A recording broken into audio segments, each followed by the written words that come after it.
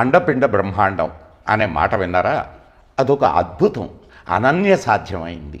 ఒక్క విషయాన్ని గొప్పదిగా చెప్పాలి అనుకుంటే దాన్ని అలా చెప్పడం ఆనవాయితీ. ఇతరులు ఎవరి వల్ల కానిది కాబట్టి దాన్ని అలా చెబుతారు. చాలా సంక్లిష్టమైనది.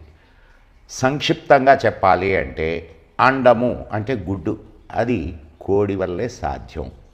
గుప్పెడంత గుడ్డు, అది మానవాళికి కోడి ద్వారా ప్రకృతి ప్రసాదించిన వరం. కిలోన్నర బరువు మాత్రమే ఉండి రోజు ఒక 100-110 గ్రాములు మాత్రమే తింటూ ఒక 50 గ్రాముల పైగా ద్రవ పదార్థాల మిశ్రమానికి సహజ సిద్ధమైన కవచాన్ని దృఢంగా చుట్టి అందిస్తుంది. దానిలో జీవాన్ని జన్మనీయగల సత్తాని నిర్వీర్యం చేసిన మహాశక్తిని విటమిన్లు, ప్రోటీన్లు, ఖనిజ లవణాల రూపంలో ప్రోధి చేసి అందిస్తుంది. పక్షి గుడ్డు రూపంలో పునర్జన్మనీయాలనుకుంటే ఆ గుడ్డులోంచి పిల్ల బయటకు రావడానికి కావలసిన 20 రోజులకు సరిపడా పోషక పదార్థాలని ఆకృతి నిర్మాణానికి చాలినంతగా అందిస్తుంది. గుడ్డులోంచి పిల్ల చెంగును గెంతుకుంటూ బయటకు రావడానికి కావలసినన్ని పోషకాలు తన బిడ్డకు ఆ గుడ్డులోనే ప్రసాదిస్తుంది. కళ్ళు, కాళ్ళు, ముక్కు, చెవులు, సర్వ జ్ఞానాలు గల ప్రాణం పోసుకునే జీవికి చాలినన్ని ఆ గుడ్డులోనే ప్రోధి చేసి ఇస్తుంది. పొదగకుండా ఉన్న ఆ గుడ్డుని మనం ఆహారంగా స్వీకరిస్తున్నాం. గుడ్డు అంటే అందులో జీవాన్ని నింపి పొదగనిస్తే అందులో నుండి చైతన్యవంతమైన పిల్ల బయటకు వస్తుందన్నమాటేగా. అంత ఘనమైన విలువైన పదార్థం కాబట్టే గుడ్డుకి అంత ప్రాధాన్యం. అందుకే దానికి అగ్రతాంబూలం. పోషక పదార్థాల గని గుడ్డు.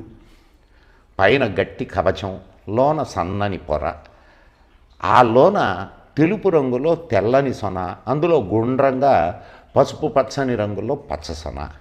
బయటకు వచ్చి కలగజేసుకుని కలిపేంత వరకు విడివిడిగా కనపట్టే తెలుపు పచ్చని సొనలు ఇంచుమించు 35-40 గ్రాముల తెల్ల సొన, 15-18 గ్రాముల పచ్చ సొన, మాంసపు కృత్తులు, అమైనో యాసిడ్లు, ఖనిజ లవణాలు, ఉడికించి వండిన తరువాత కూడా శరీరానికి తనంత తానుగా 100% తేలిగ్గా అరిగించుకోగలిగిన లభ్యత గలవి మనకు దొరుకుతాయి.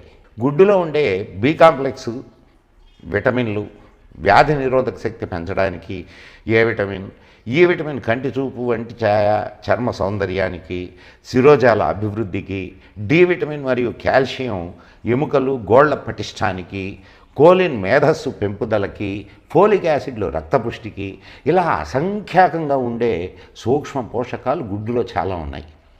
అందుకే కోడిగుడ్లను కేంద్ర రాష్ట్ర ప్రభుత్వాలు వివిధ పథకాల ద్వారా ఉచితంగా పంపిణీ చేస్తున్నాయి. గుడ్డును స్వచ్ఛమైన కల్తీ లేని శాకాహారంగా నేటి తరం గుర్తిస్తుంది. నాటి తరం వారైన మహాత్మా గాంధీ, స్వామి వివేకానంద కూడా గుడ్డును శాకాహారంగా భావించి స్వీకరించవచ్చని సూచించారు. జంతు సంబంధమైన పాలు, పక్షి ప్రసాదించే గుడ్లు ఒకే రకమైన ఆహారాలు అని గుర్తించండి. గుడ్డుతో పోల్చి చూస్తే పాలలో vitamin B12, B2, B5, iron, ఫాస్ఫరస్లు తక్కువగా ఉంటాయి. పాలలో కంటే గుడ్లలో కాల్షియం, పొటాషియం, సోడియం మరియు ఖనిజాలు ఎక్కువగానే ఉంటాయి. అమైనో యాసిడ్స్ కూడా పాలలో కంటే గుడ్లలోనే ఎక్కువగా ఉంటాయి. బహుళ ప్రయోజనాలు గల ఆరోగ్యదాయిని గుడ్డు. పరిమిత ప్రభావాలు గల పాల కంటే గుడ్డు చాలా మేలు చేస్తుంది. ఖరీదు కూడా చాలా తక్కువ. గుడ్డులోని పోషకాలు, విటమిన్లు కృత్రిమంగా తయారు చేసుకోవాలి అనుకుంటే గుడ్డు ధర కంటే 10 రెట్లు ఎక్కువగా, గుడ్డు సైజు కంటే 10 రెట్లు ఎక్కువ పరిమాణంలో చేయవలసి ఉంటుంది. అయినా అన్ని విధాలా గుడ్డుకు సరిపోలేదాన్ని మనం తయారు చేయలేం. ప్రకృతే. కోడి మనకిచ్చే ప్రకృతి సిద్ధమైన వరం గుడ్డు.